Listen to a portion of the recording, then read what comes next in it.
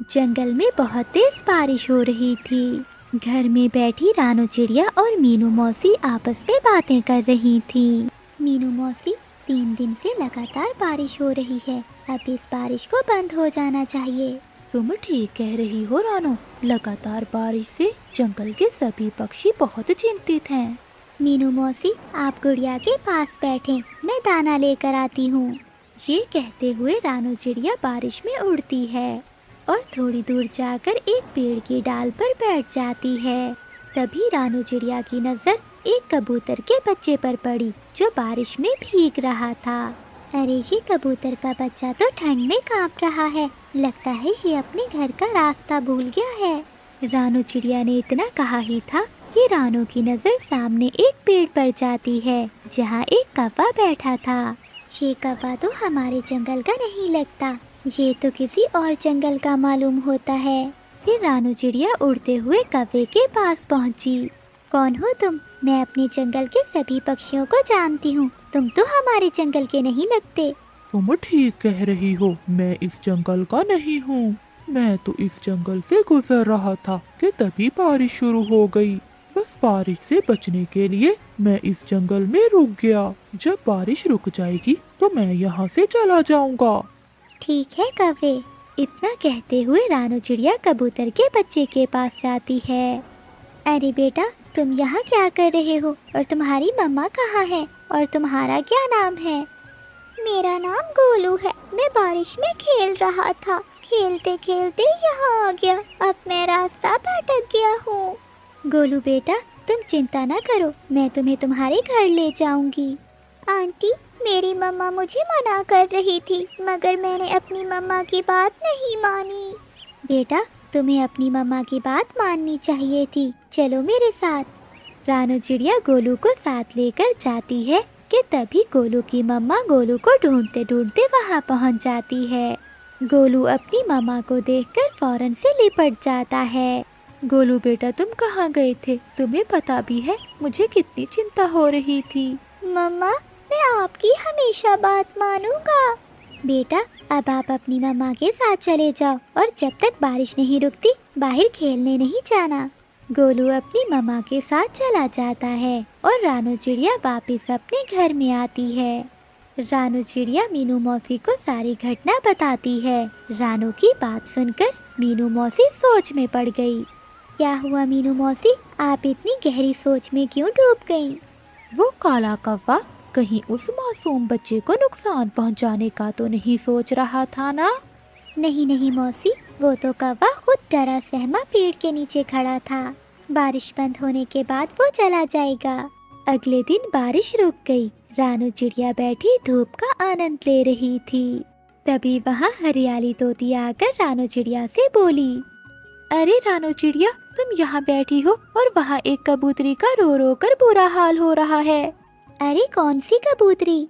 पता नहीं रानू, उस कबूतरी का कहना है कि उसका बेटा कल रात से लापता है।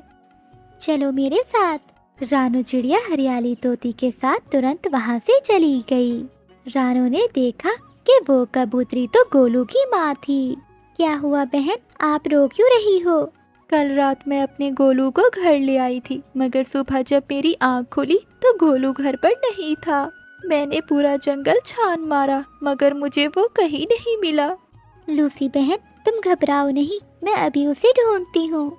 फिर रानू चिड़िया गोलू को पूरे जंगल में ढूंढने लगी। तभी रानू चिड़िया की नजर कालू कौवे पर पड़ी जो कि एक पेड़ के नीचे बैठा हुआ था। रानू चिड़िया तुरंत कालू कौवे के पास गई। क्या तुमने कबूतर के बच्चे को देखा है? वही कबूतर का बच्चा जो कल बारिश में भीग रहा था। नहीं नहीं, मैंने किसी कबूतर के बच्चे को नहीं देखा। अच्छा, वैसे तुम तो कह रहे थे कि बारिश रुकने के बाद तुम यहाँ से चले जाओगे। हाँ हाँ, चला जाऊंगा। तुम तो ऐसे कह रही हो जैसे इस जंगल की महारानी हो और इस जंगल पर तुम्हारा ही अधिकार चलता हो। जब मेरी मर्जी होगी तो मैं यहाँ से चला जाऊंगा। रानू चिड़िया अपने मन ही मन में सोचती है, मुझे तो इस कौवे पर ही शक हो रहा है, मुझे जंगल की महारानी को इसकी शिकायत लगानी होगी। रानू चिड़िया जंगल की महारानी चील के पास चली गई और सारी घटना बताते हुए बोली, मुझे उस कौवे पर शक हो रहा है। तभी महारानी चील गुस्सा होकर रानू चिड़िया से बोली, इसका मतलब है वो कौवा बिल्कुल ठीक बोल रहा था। तुम हमेशा पक्षियों के बारे में मेरे कान भरती हो। ये आपको क्या हो गया है महारानी? तभी रानू चिड़िया ने देखा कि वो काला कौवा कबूतर के बच्चे के साथ आकर वहाँ खड़ा हो गया। रानू चिड़िया हैरान हो गई। महारानी चील जी, जैसे ही मुझे पता चला कि ये बच्चा खो गया है, मैं तो उसी समय ही इसकी तलाश में निकल गया। मगर मैं जानता था कि ये रानू चिड़िया मेरे खिलाफ आपके कान भरने जरूर आएगी, इसीलिए तो मैंने आपको सब पहले बता दिया था।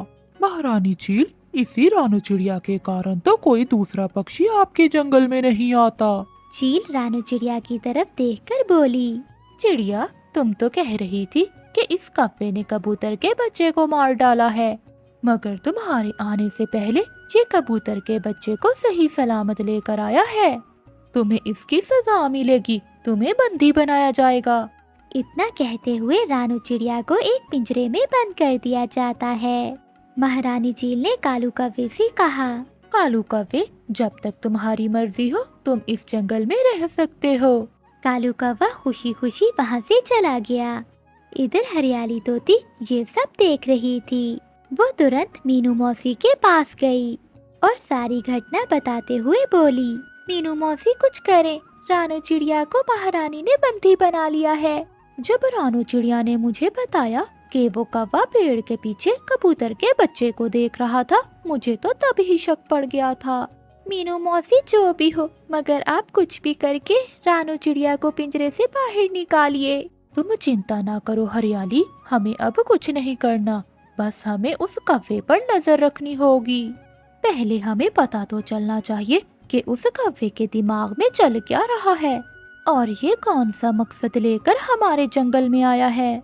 उस दिन से हरियाली तोती और मीनू मौसी कौवे पर नजर रखने लगी। वो कालू कौवा दिन भर जंगल में घूमता और दूसरे पक्षियों के अंडे और बच्चे खाता। एक दिन कालू कौवा घूमते घूमते कबूतर के घर के पास चला गया। गोलू अपने घर के बाहर खेल रहा था। कालू कौवा गोलू को अजीब सी नजरों से देखने लगा, मगर कालू को ये नहीं पता था कि मीनू मौसी और हरियाली तोती उस पर नजर रख रही हैं। मीनू मौसी तुरंत हरियाली तोती से बोली, जाओ हरियाली, जल्दी से जाकर महारानी चील को बुला कर लाओ। मगर मीनू मौसी, क्या महारानी मेरी बात सुनेगी? तुम जल्दी से जाओ और जैसे भी करके महारानी को बुला कर लाओ। मुझे इस कौवे के इरादे ठीक नहीं लग रहे। मीनू मौसी की बात सुनते ही हरियाली तोती जल्दी से महारानी के पास गई। तुम यहाँ क्यों आई हो हरियाली?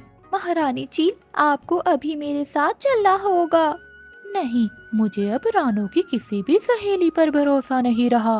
महारानी चील, आप मेरे साथ चले, ऐसा ना हो कि आगे जाकर आपको अपने फैसले पर पछताना पड़े। लेकिन हरियाली, तुम मुझे कहाँ लेकर जाना चाहती हो? महारानी, आप मेरे साथ चले और जाकर देखें कि मैं आपको क्या दिखाना चाहती हूँ। तभी चील हरियाली तोती के साथ वहाँ आ गई। महारानी जी, इस पेड़ के पीछे छुप जाएं और खुद अपनी आँखों से देख लें।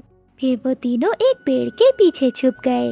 कालू कौवा गोलू से बोला, कबूतर के बच्चे, आज तो तेरा मांस खाने को दिल कर रहा है मेरा। ये आप क्या कह रहे हो अंकल? पिछली बार जब मैं खो गया था तो आप ही मुझे महारानी के पास लेकर गए थे और फिर मुझे मेरी माँ के पास भी छोड़ कर आए थे। मूर्ख कबूतर के बच्चे, वो तो मेरी एक चाल थी। मैं तो जानता था इस जंगल में रानू चिड़िया बहुत तेज दिमाग की है।